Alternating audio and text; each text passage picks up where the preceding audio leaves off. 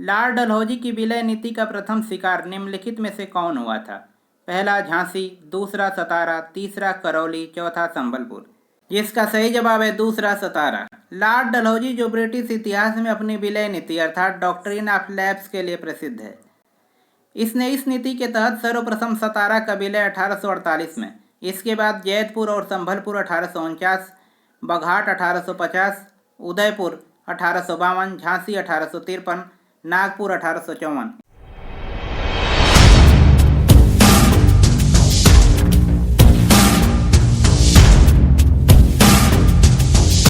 नमस्कार, exams questions के free video series में आपका स्वागत है। इस सीरीज में उत्तर प्रदेश पीसीएस के पिछले 30 वर्षों में पूछे गए प्रश्नों का टॉपिक वाइज एनालिसिस प्रस्तुत किया जाता है। आज के वीडियो में उत्तर प्रदेश पीसीएस द्वारा 2016 के प्रीलिम एग्जाम में पूछे गए मॉडर्न हिस्ट्री ऑफ इंडिया यानी आधुनिक भारत के इतिहास के सभी प्रश्नों का डिटेल्ड एनालिसिस प्रस्तुत किया जाएगा। चलिए शुरू करते हैं। Question number 1, sir Thomas Munro किन वर्षों में मद्रास के गवर्नर रहे?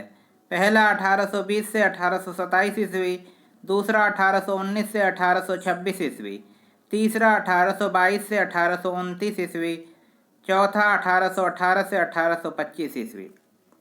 जिसका सही जवाब है पहला 1820 से 1827 ईस्वी। सर थॉमस मुनरो मद्रास के गवर्नर 1820 से 1827 के बीच रहे। ये भारत में रैयतवाड़ी व्यवस्था के जनक थे। इनके शासनकाल में मद्रास में प्रेसिडेंसी कॉलेज के गठन की दिशा में कार्य हुआ। कई युद्धों में इन्होंने अपनी योग्यता को सिद्ध किया। रैयतवाड़ी व्यवस्था ब्रिटिश भारत के 51% भाग पर लागू थी। अगला प्रश्न, खिलाफत आंदोलन के प्रमुख नेता निम्नलिखित में से कौन थे? पहला मौलाना मोहम्मद अली और शौकत अली, दूसरा मोहम्मद अली जिन्ना और शौकत अली, तीसरा मौलाना अबुल कलाम आज़ाद और रफ़ी अहमद किदवई, चौथा रफ़ी अहमद किदवई और शौकत अली। जिसका सही जवाब है पहला मौलाना मोहम्मद अली और शौकत अली। प्रथम विश्व युद्ध के बाद सेवर्स की संधि से तुर्की के सुल्तान के समस्त अधिकार छीन लिए गए और भारतीय मुसलमानों के धार्मिक मामलों में हस्तक्षेप न करने के वायदे से अंग्रेजों का मुकरना खिलाफत आंदोलन का प्रमुख कारण था। इस आंदोलन से मौलाना मोहम्मद अली, शौकत अली, हसरत मोहानी, हकीम अजमल खां इत्यादि संबद्ध थे। महात्मा गांधी की अध्यक्षता में 23 नवंबर 1919 को दिल्ली में अखिल भारतीय खिलाफत कमेटी का गठन हुआ। गांधी जी के सुझाव पर एक शिष्टमंडल डॉक्टर अंसारी की अध्यक्षता में वायसराय से मिलने गया और दूसरा ब्रिटिश सम्राट से वार्ता हेतु शौकत अली के नेतृत्व में इंग्लैंड गया। अगला प्रश्न, देवबंद आंदोलन यूपी यानी संयुक्त प्रांत में किस वर्ष आरंभ हुआ था? पहला 1900 में, दूसरा 1888 में, तीसरा 1885 में, चौथा 1866 में।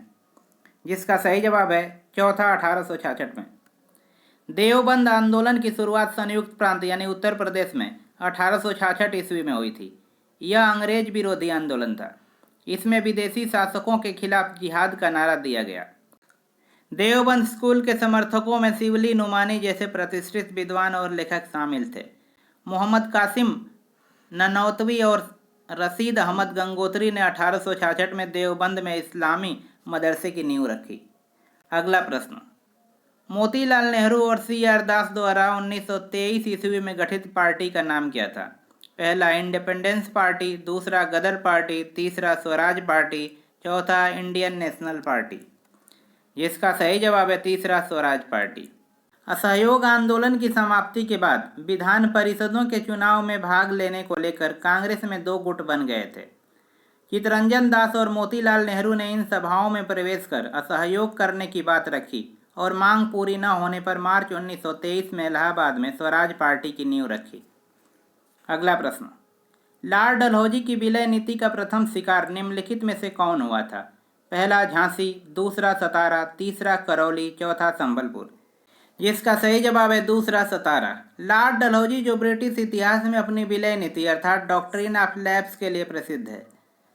इसने इस नीति के तहत सर्वप्रथम सतारा का विलय 1848 में, इसके बाद जैतपुर और संभलपुर 1849, बघाट 1850, उदयपुर 1852, झांसी 1853, नागपुर 1854 इत्यादि।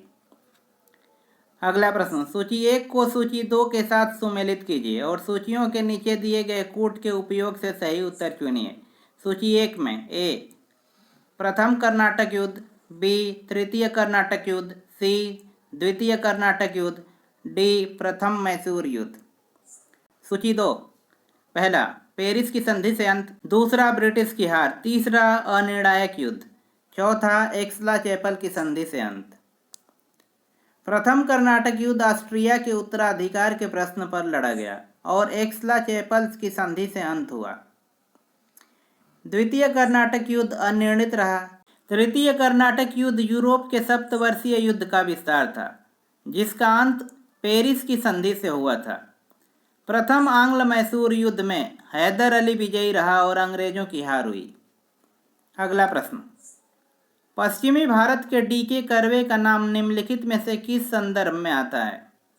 पहला सती प्रथा, दूसरा बाल यानी शिशु हत्या, तीसरा स्त्री शिक्षा, चौथा विधवा पुनर्विवाह। जिसका सही जवाब है तीसरा स्त्री शिक्षा।